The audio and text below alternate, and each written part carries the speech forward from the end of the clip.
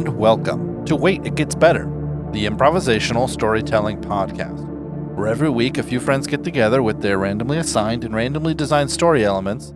We combine them together to hopefully make a story that will keep you awake and not put you to sleep. I am, of course, Levi.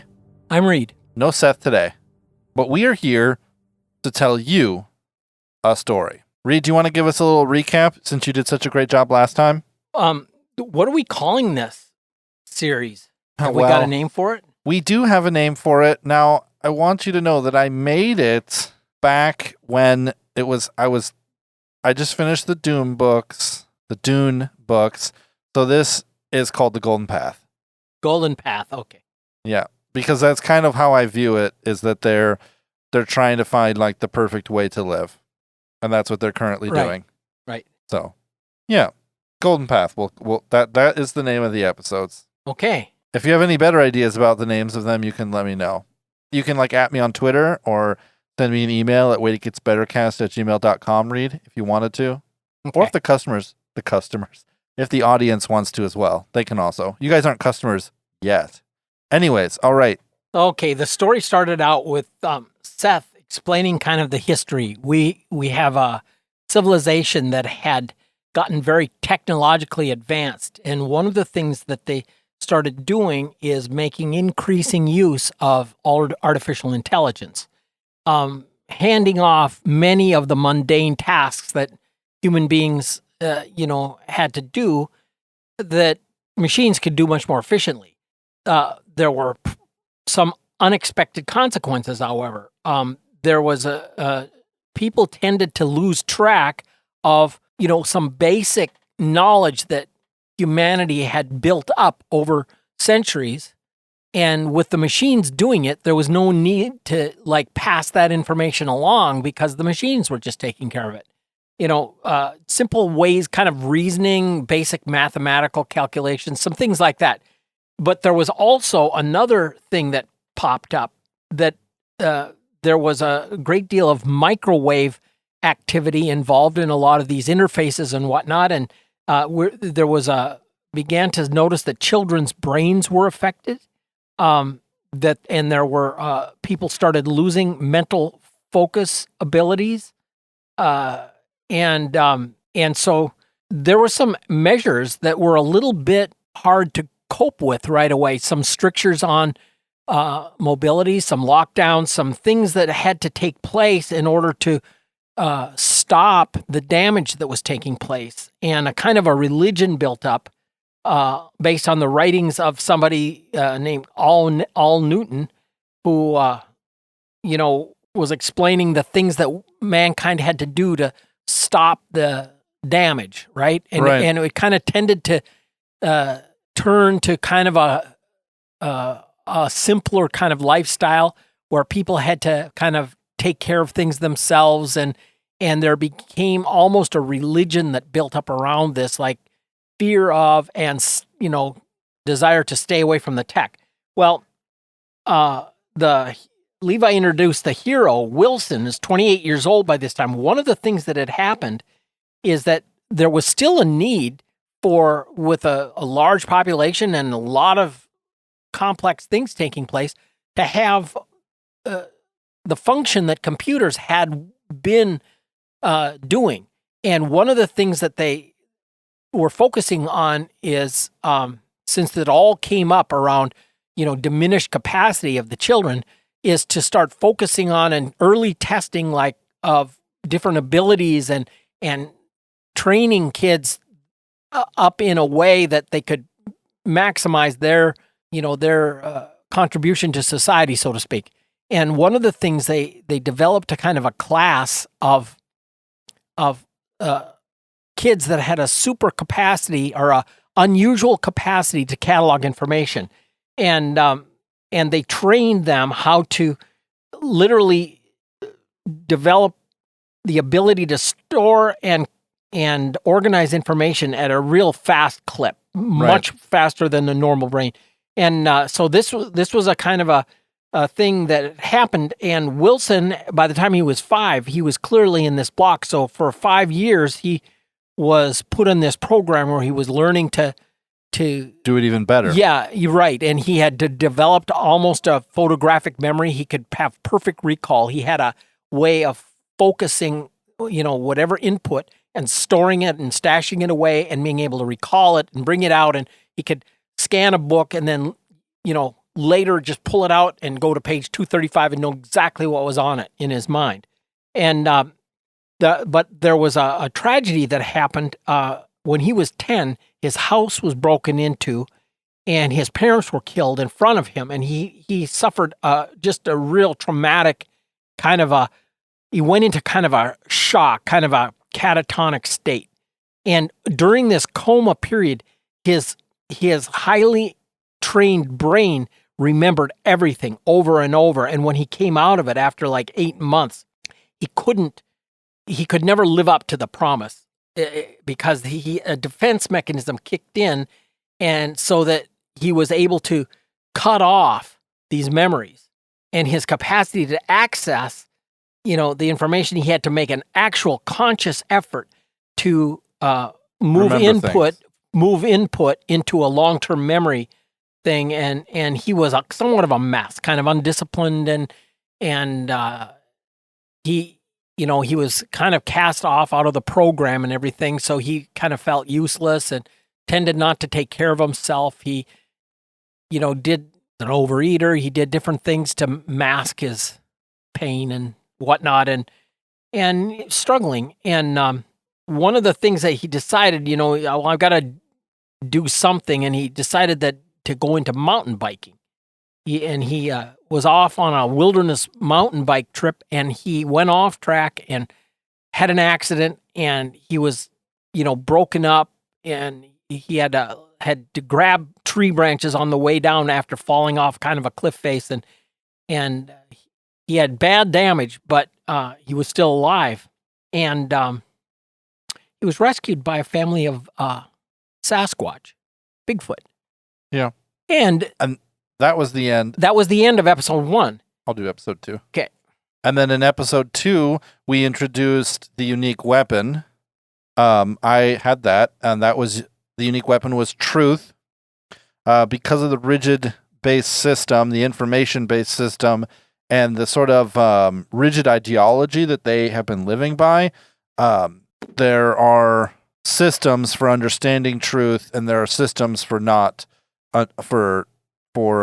sort of, you can tell if someone's lying based on the timbre of their voice and different things like that. And there are people who can sort of tell if someone's lying based on the way they talk. And they have recruited Wilson. That's what we had his name? Yep. They have recruited Wilson in order to turn him, like basically get him to become one of them. And they've sent him off. I think we ended it with they sort of sent him off to find something hidden in the forest, basically. Like, this is your rite of passage. Reed had goal, which was goal. What was the goal again? I just wrote the study of true heroism, overcoming debilitating personal obstacles to meet challenges. Yeah. Kind of an unlikely hero rises to the tasks set before him. Yeah. And so that's kind of our goal, I think, going forward. I don't remember a famous person really being, sometimes things stick and sometimes they don't. Well, it was Arcos. He was the leader of the anti-tech kind of inquisitor class. Yeah. And they had the capacity to seek out and destroy dangerous tech. It was an electromagnetic pulse that they were able to generate, and they turned out to be kind of vigilantes. And like I said, it was almost like a religion based on the writings of this early guy, and Al Newton, I mean. And so there was like a religious fervor to this anti-tech sort of thing, which it lends itself toward dogma and teaching that, well, this is what is right based on the way we've always done it, and the stakes are too high to mess with it, kind of thing. Absolutely. Yeah. All right. What did you have this time, Reed? I had something based on a book I'm reading. The book I just finished yesterday, actually, In God's Underground, Richard Wurmbrand, published in 1968. Yeah. A story about Richard Wurmbrand, Lutheran pastor who in Romania, who was imprisoned by the communists for 14 years after World War II. Got out in 1964, and he talks about how his captors, they would use torture early on, to get him to inform on his co-conspirators, his reactionary, anti-revolutionary Christian, cabal that's set to overthrow communism. And of course, he didn't have people to give up, and the faithful pastors and Christian workers, he was careful to only give up people that had already escaped or were dead. And he suffered terrible torture in the early years. And then later on, he was subjected to brainwashing routine. And it was silly almost. But if you're, is this the thing that's based? Yeah. And the thing that I'm thinking is based on the book I'm reading is that I was so intrigued by the techniques used to turn dissidents and break the spirit of dissidents. I thought of this Arcos and his Inquisitor class that, they were always trying to look out for anybody that had dangerous notions about, playing around the edges of the rules with tech and whatnot. And the unique weapon from last week, this truth-based, where the truth seekers, it was really important because they were kind of a defense against this kind of mass indoctrination and keeping everybody honest. And because of people's natural penchant to seek power, and then once having power, stay in power, they'll use, the means at their disposal to keep control. Right. And one of the things that if you control the information, if you control the story, then you can control the thinking. Right. And so I just this book just captured my imagination about how the communists used this brainwashing and stuff. Like in his cell, they put loud speakers in his cell and just would say over and over, communism is good, communism is good, communism is good. And then Christianity is dead. There's one story I recall one day clearly, they had given us postcards to invite our families to come and bring parcels. On the day named, I was shaved and washed and given a clean shirt. Hours passed. I sat in the cell staring at the glittering white tiles. No one came. Evening brought only a change of guard. I was not to know then that my postcard had never been sent. And the same trick was played on other stubborn prisoners. The loudspeaker said, nobody loves you. Nobody loves you now. Nobody loves you now. I began to weep. They don't want to know you anymore. They don't want to know you anymore. They don't want to know you anymore. I could not bear these words. I could not shut them out. It talks about this. And in time, I came to believe what they had told us for all those months. Christianity was dead. The Bible foretells a time of great apostasy, so I believed it had arrived. Then I thought of Mary Magdalene, and perhaps this thought, more than any other, helped me to save me from the soul-killing poison of the last and worst stage of brainwashing. I remembered how she was faithful to Christ even when he cried on the cross, my God, why hast thou forsaken me? And when he was a corpse in the tomb, she wept bitterly and waited until he arose. So when I believed at last that Christianity was dead, I said, even so, I will believe in it, and I will weep at its tomb until it arises again, as it surely will. And I thought his this whole book talking about the subtle degrees of beating down and instigating these brainwashing techniques, and how you lose a grip on reality and you have to fight for truth. And he kept saying, 2 and 2 make 4. And as long as that's true, then I know other things are true. and it just is this book is a story about his fight to hold on to the truth at all costs. And then I thought about our story and the truth seekers. So that's why I picked it. That's great. That leads kind of well into the villain's sidekick.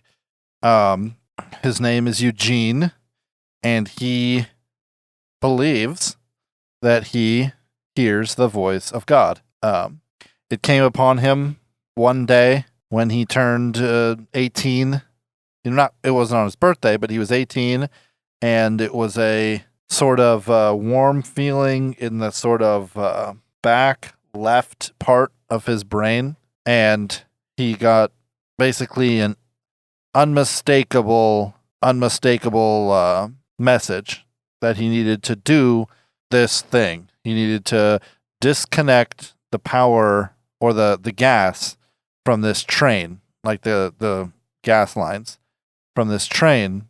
And he didn't do it, of course, because that would have destroyed, the train would have crashed and that would have killed a bunch of people.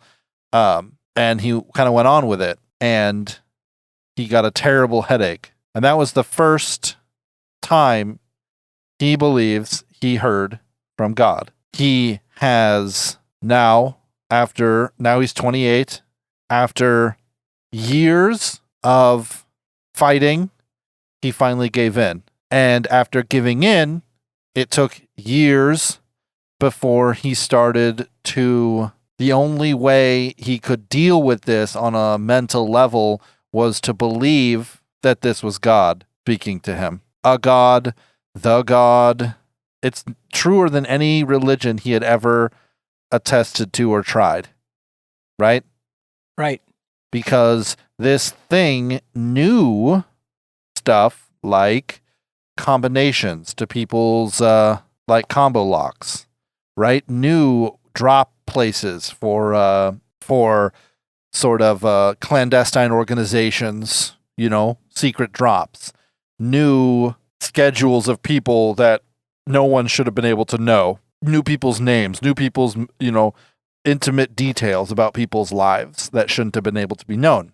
So it moved from horror to kind of resignation, like I don't have the pain if I do the thing that you want, to infatuation. As he accepted it more, it promised him more things, right?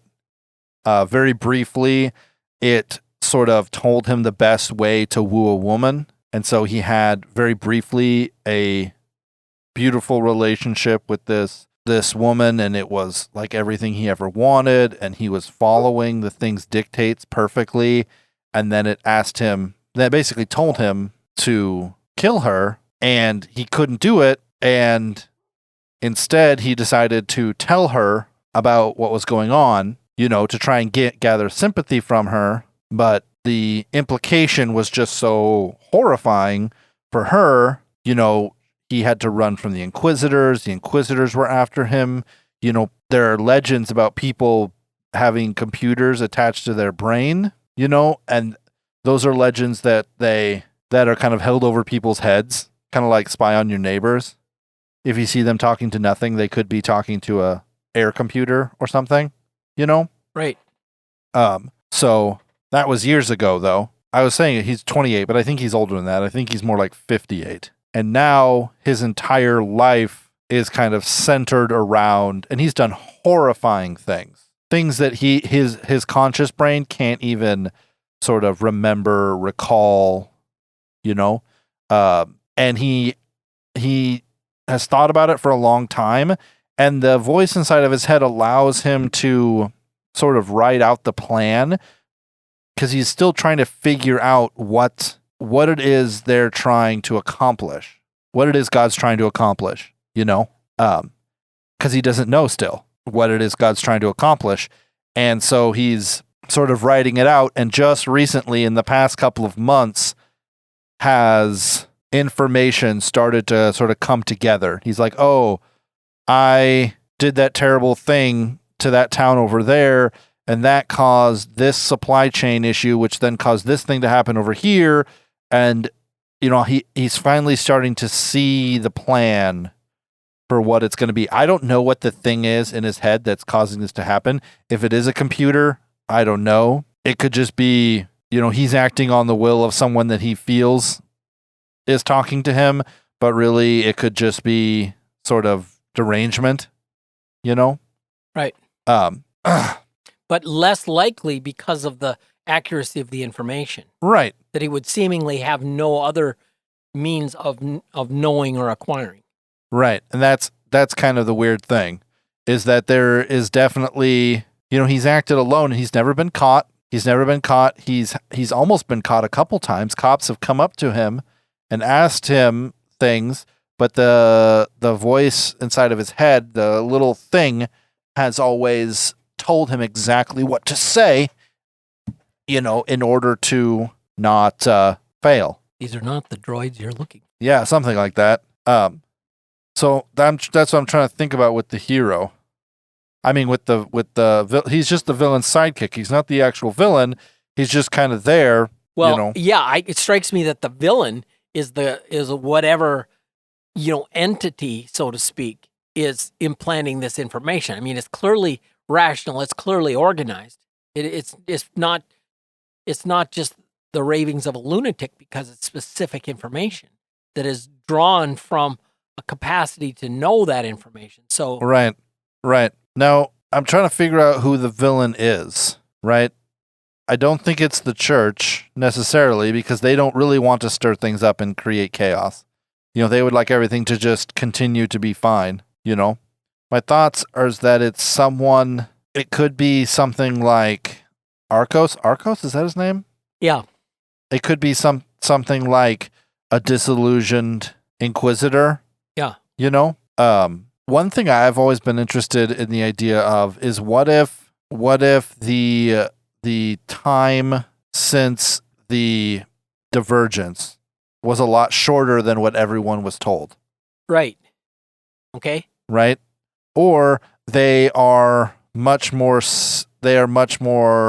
isolated, and the entire world isn't as diverged. But the way that they feel is that everything is the same. I found out that there was a Japanese pilot who crashed his plane during World War II in Guam and fled to the hills and lived in a cave till 2002, thinking that World War II was still happening. Wow. Yeah, because Guam is like a center for planes, and so he just saw these huge planes, and he saw like military bases, and he just figured, the Americans who are just wait. Yeah. Yeah. I mean, that's a lot of faith in the little tiny country of Japan to be holding out for that many years, but yeah, it's insane. So that sort of time crunch is what I'm talking about. Part of me thinks it has something to do with the Sasquatch coming through. Oh. Like maybe the world is sort of soft. I don't know. I'm trying to find, there's typically like a good hook that turns it into a great story, and I'm trying to find it in this. And we have a lot of good dissident parts, but we need either a really good hero. I mean, we have a good hero, but we need a really good villain or some plot point in order to sort of turn it into a really great story. Like in an alternate dimension that,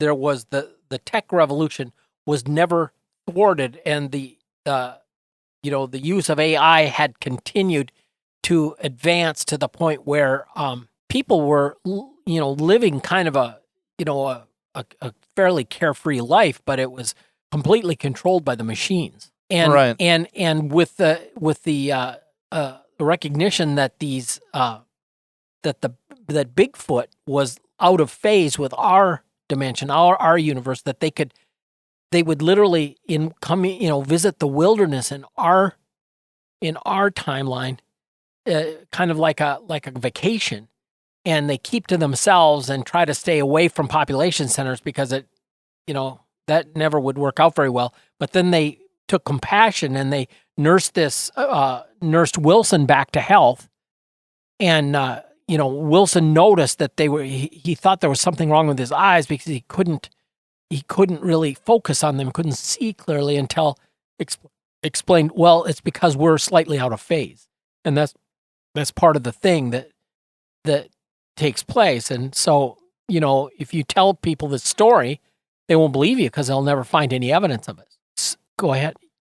My thought was, okay, so what if we developed, like as tech was sort of moving forward, we developed or we noticed this kind of softening in space, right? And we developed a system where we could harness the energy as it was softening. But the problem is we had never, okay, how do I say this? Demon AI. Basically, we found a way to capture, we found a soft spot, and somehow we found a way to capture an essence of a consciousness on the other side and bring it over and put it into a computer. Okay. Right? And we sort of encapsulated its consciousness, and then we sort of told everyone that we had developed this, right? And we gave it, first off, we made it really rudimentary and not very powerful because we didn't know what it was, but it came with all this information about how to develop things and these crazy things that could happen. And wouldn't that be crazy if you did this or this right here or that thing over there, right? Yep. And then we had sort of continually kept doing this with more and more of them and kept creating more and more spaces for them to be. And then we found out, which we find out from the Sasquatch, is that they are at war in their world with one half of the planet completely consumed by people who have given up their bodies to be digitized into computers. Okay. To forsake their humanity, or their, not humanity, their Sasquatchanity. Yeah. And what we've been literally doing is harvesting these people, these Sasquatches, their consciousnesses from this other world, and they started our world on the same path of, we get them to a certain place, we soften their brains up, we make them so reliant on this, we'll be able to basically break open a space and just come over and take over this world. Therefore, we will gain more resources and we'll be able to fight and win the war on our own world. Right. Right? And that's where the anti-tech stepped in and to put the kibosh on that. Right. And the Sasquatch that Wilson meets, they don't do the sort of, they can pass through the rifts naturally. They don't use technology. And that's why they're kind of like, nude and out in the woods and collecting berries and stuff, is because, he's like the president of the world. Yeah. He's like on the side that is day, and they're trying to like keep the plants alive and trying to sort of fight these things, but they don't have the sort of resources. Right, they started to fail. They started to fall too early. They didn't put the kibosh on it soon enough, or create the right kind of rules, or ask the right ethics questions soon enough. Yeah. So I'd say that that's one of the things that the Bigfoot, so funny that that's what it is, teaches Wilson while he's sort of not healing him, but nursing him back to health, is like, this is what we did wrong. This is where we broke it. This is where this right here, we couldn't do it. We can't go back now. Right? I can't undestroy our oceans. Our oceans are gone. Yeah. I can't undestroy them. You don't understand. We have 6 million square miles of forest left on our planet. That's why I'm here. To like get away for a weekend. Right. This is a sidelight, but Andy of Mayberry, Andy Griffith show? Yeah. What was his his deputy? I have no idea. Yeah, well, the goofy kind of deputy. He was kind of not a little clumsy, and so Andy only let him have one bullet for his gun and stuff like that. Anyway, I thought the word kibosh was something that he might use, or Gomer Pyle, and I wonder if it's even a word. But I think it definitely is a word. Oh, okay. This guy. Yeah. Yeah. So that maybe that's what the Truth Seeker and Wilson and Archon, Arcos are going sort of into the forest, into the wilderness to find some sort of device. Yeah. It could be a device sort of generating the softness in the world, right? Or it could be a device that could stop it, or it could be a device. It could be like a good device, one that's built to protect, or it could be a bad device, that one that people are building.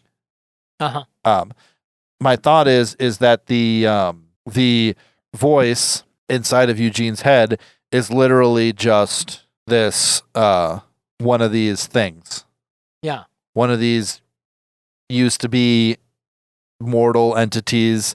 He's hundreds of thousands of years old now, and has found maybe Eugene's house or near Eugene's house is a soft spot, and he can just kind of cast himself through this place and affect Eugene, and sort of now Eugene will literally just follow him wherever. And a lot of it, this entity doesn't have to even speak to Eugene anymore, because he's imprinted so much of the reality of who he is into Eugene that Eugene will just act. Right. He'll do what he knows is right. Yeah. I'm making air quotes.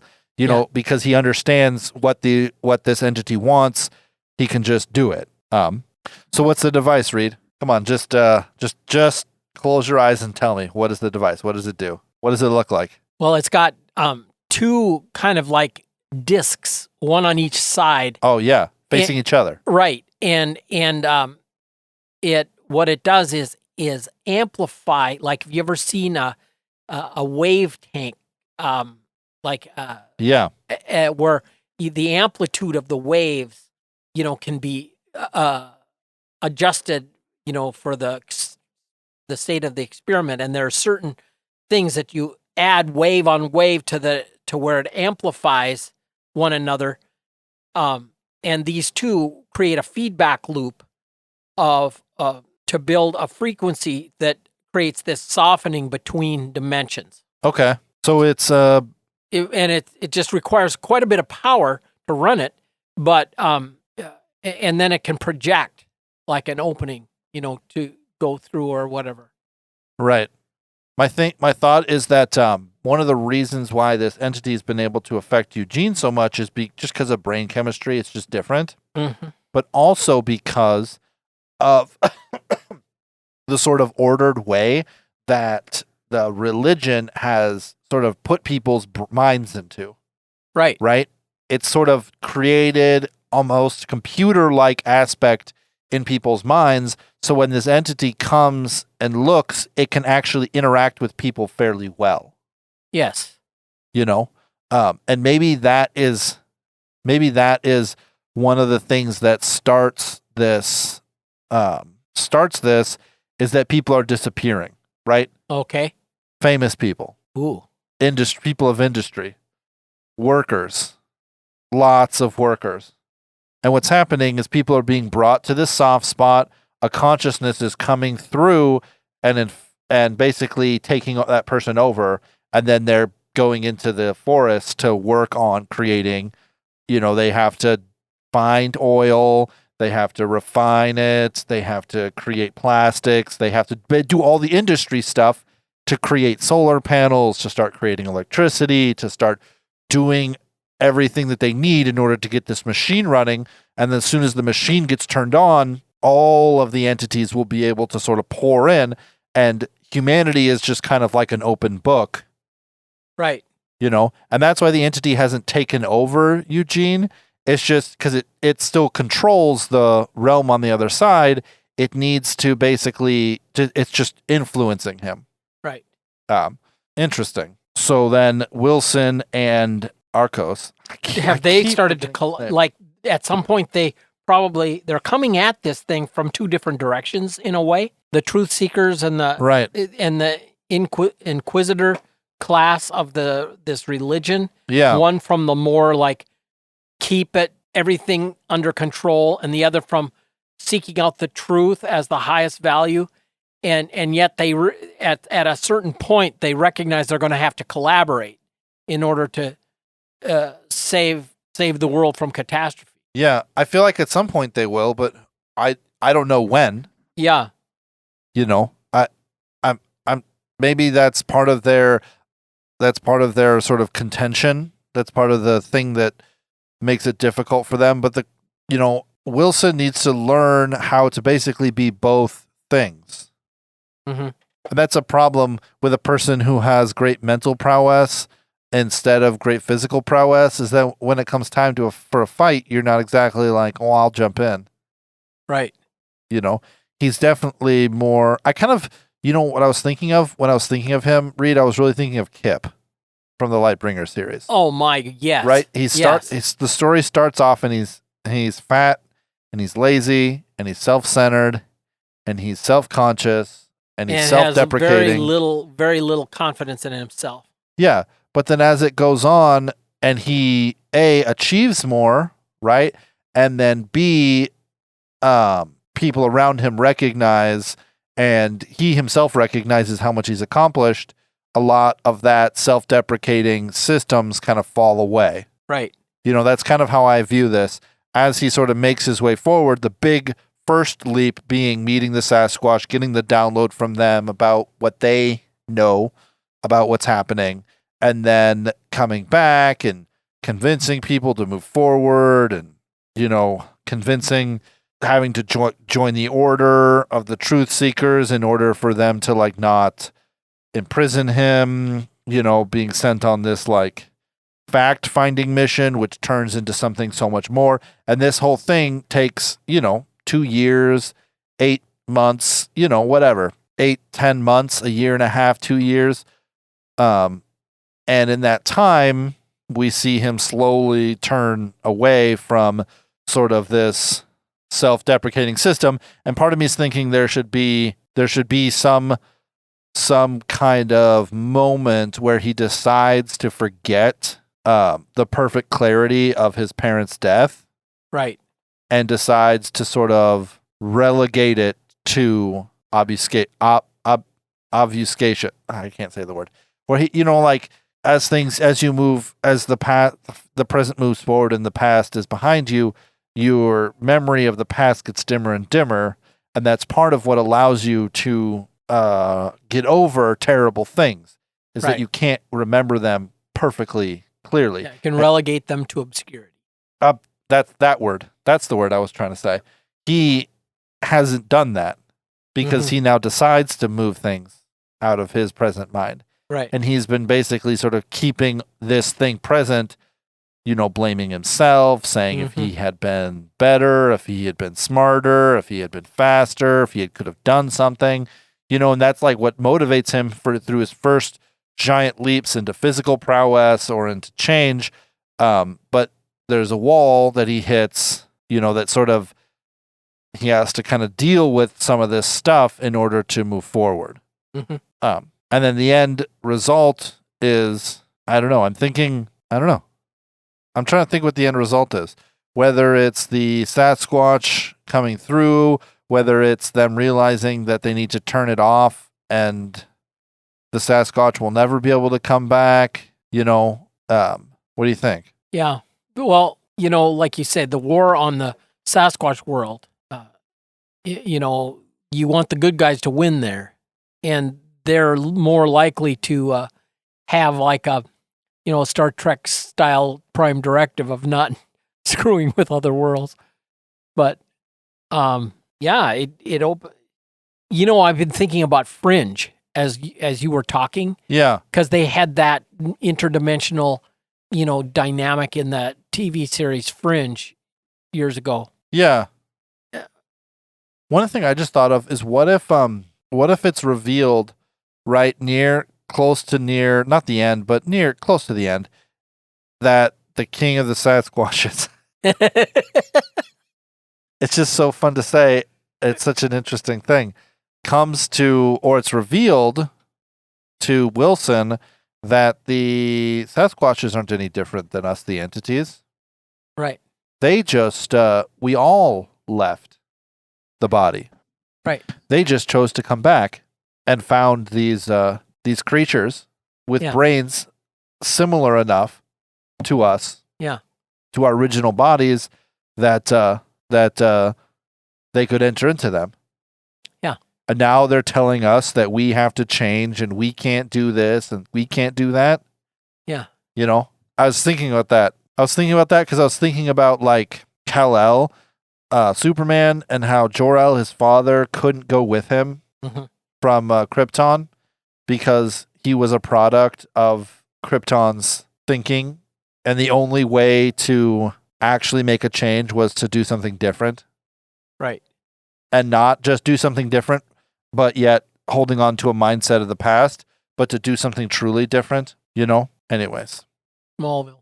Ladies and gentlemen, thank you so much for joining us for this episode of Wait, It Gets Better. You know, they don't all turn out perfect, but I hope this one turned out okay.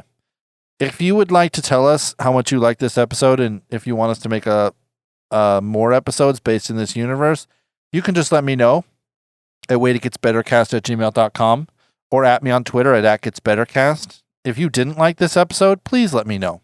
I would love to hear all of your complaints. And I would say, please come back for next week for when we try on another story, like a nice pair of shoes. Thanks, everybody. Bye. Cut. I think we should do a story